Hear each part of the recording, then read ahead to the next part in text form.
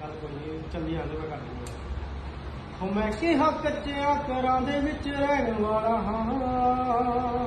वो कहंदी मैनूं मंजूर है, वो मैथों शौक तेरे कदे पूरे होने नहीं, वो शौक छड्ड तू जरूर है, वो छड्ड सरकारी नौकरी मेरे घर च सलाई बैठी सिख दिया, वो देखो चली हुई कुड़ी शहर दी अज मित्तरां दे कच्चे कोठे लिपदी आ, वो तेनू अज तक प्यार दियां रमजाना आईयां तेनू समझाना आईयां,